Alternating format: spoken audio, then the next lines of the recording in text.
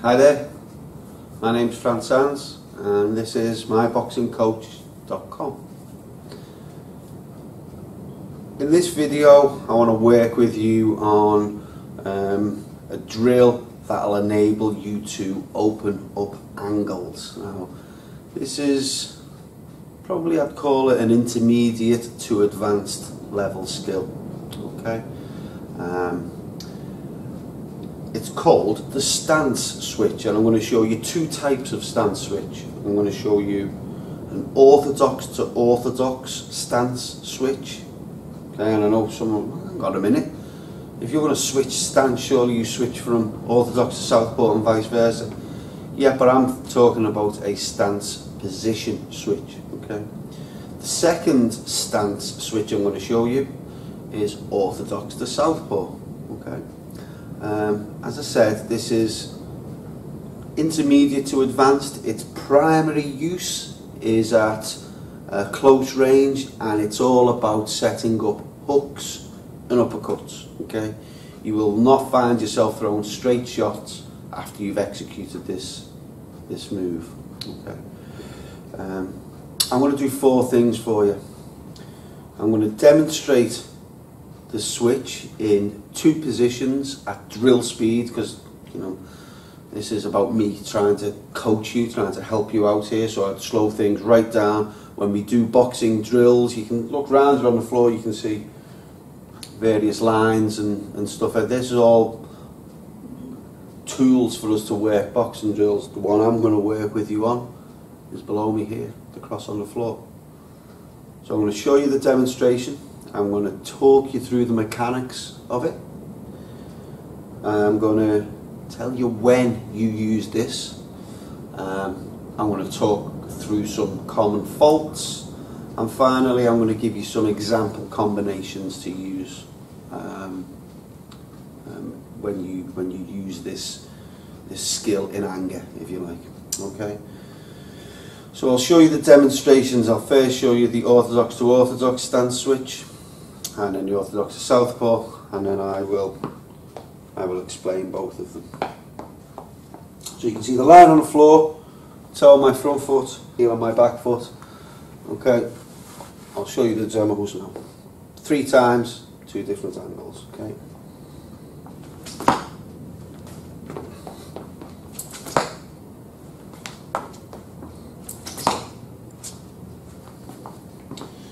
And orthodox to southpaw.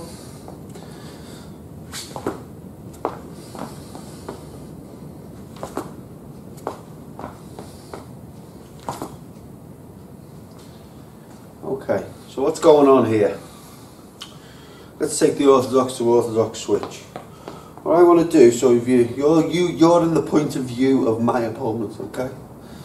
So what I want to try and do is switch so that I've got this line on the floor going from the toe to the heel on my front foot. I want to bring this front foot back so that I end up in exactly the same position, line going from the toe of my front foot to the heel on my back foot, but you can see my stance has gone back about half a foot, maybe a bit more.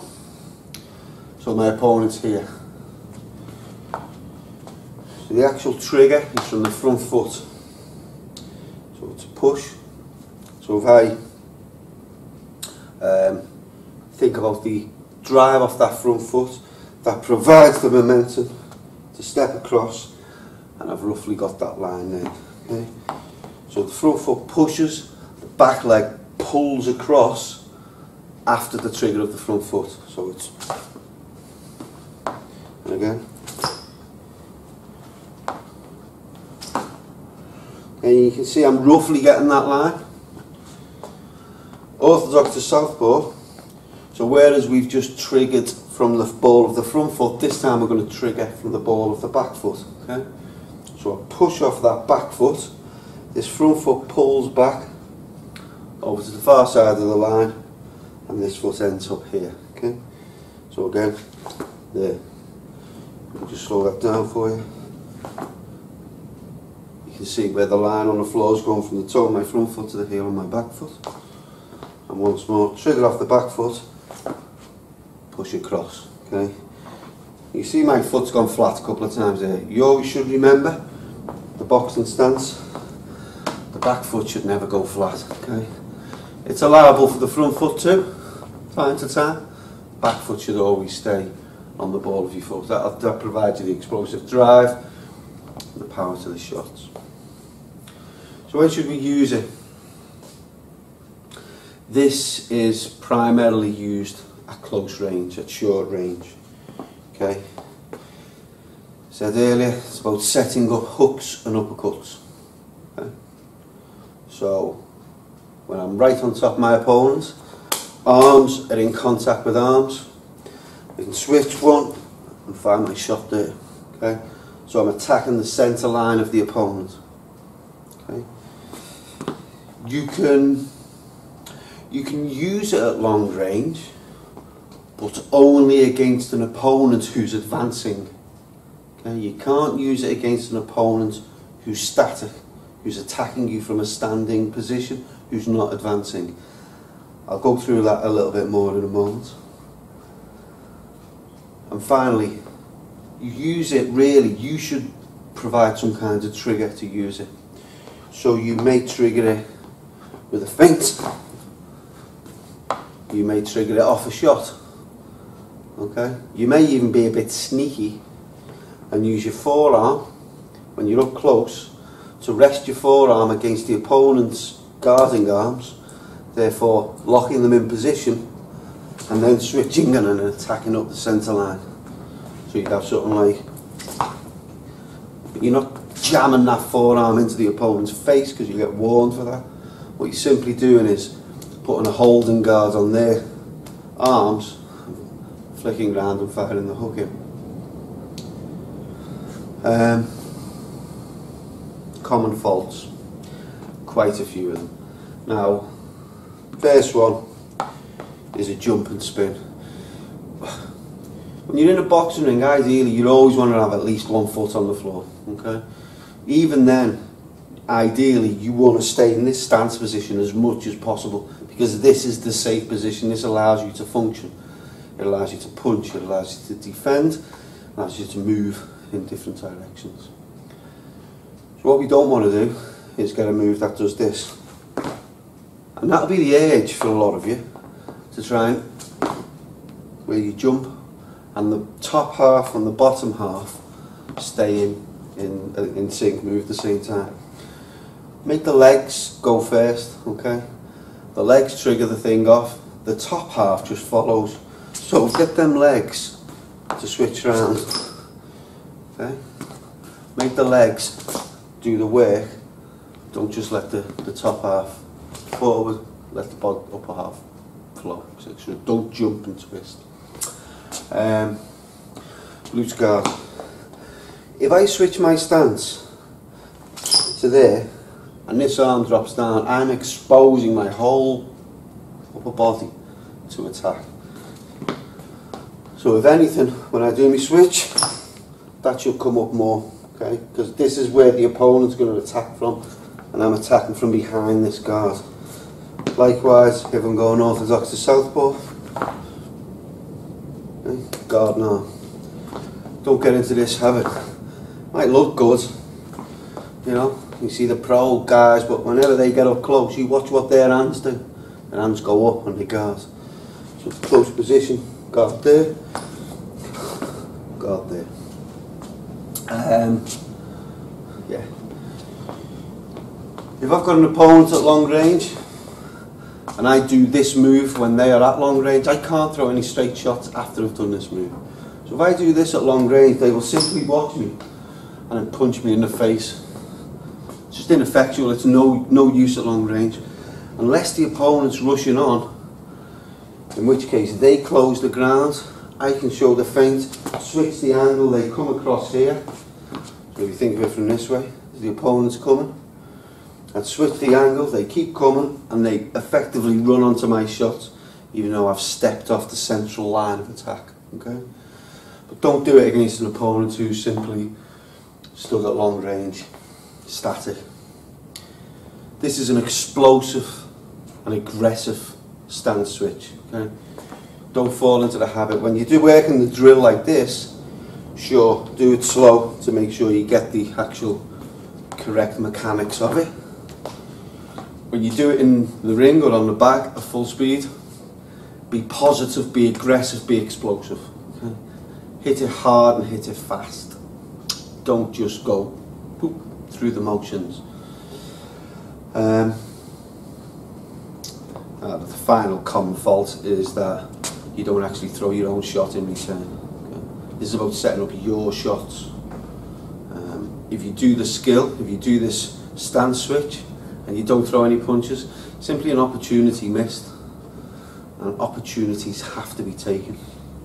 So finally now, let's think about some examples of how you might use this just from this position. Okay, so the most simple one, and I'll go through examples for orthodox to orthodox and orthodox to southpaw. Most simple one, trigger switch hook. Trigger switch, short range left hook, that is, short range lead hand hook. Okay, so you can see it landing there. Just before people start writing in, here's my take on hooks and uppercut. An uppercut is anything where the arm is perfectly vertical at the point of landing. Okay? That's a short uppercut, that's a mid-range uppercut, that's a long-range uppercut. A hook is anything where that arm comes off vertical and anything up to it being perfectly horizontal. Okay? So there's the short-range hook, there's a mid-range hook, and there's a long-range hook. Okay? So if we're executing this at short to mid-range, you're going to find that our moves are 1, 2, 3, or alternatively 1, 2, 3. Okay, fire up the centre line. Then you can start thinking about switch of attack. Stance switch. 1, 2. Okay. Body, head, centre line attacks. Final one, orthodox to orthodox. Switch, hook, uppercut. Okay. Hook into the sternum, solar plexus, uppercut under the chin. 1, 2. Okay, so there's 3 simple ones. Orthodox to southpaw.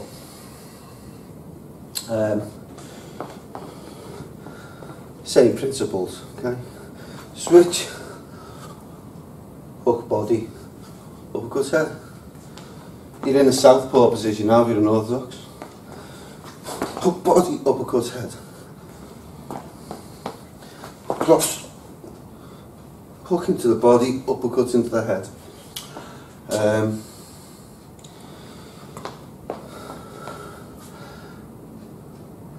Let's switch both hands now. So it's uppercut body, backhand hook head. So from there, stance position, 1, 2.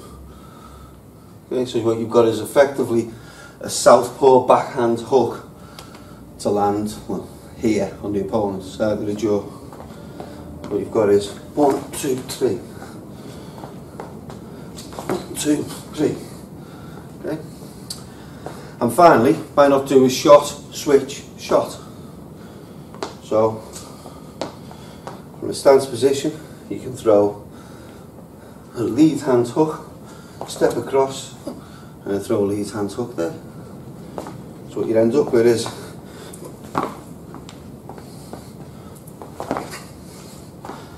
finally 1, 2. Okay, so there's 6 examples. 3 orthodox to orthodox, 3 orthodox to southpaw. Really practice this on the heavy bag. Work with a partner if you can, and obviously if you do get the chance to get in the ring and up close fighting, it's always worth a go. I do hope you've enjoyed the video, hope you found it useful. I'll see you next time.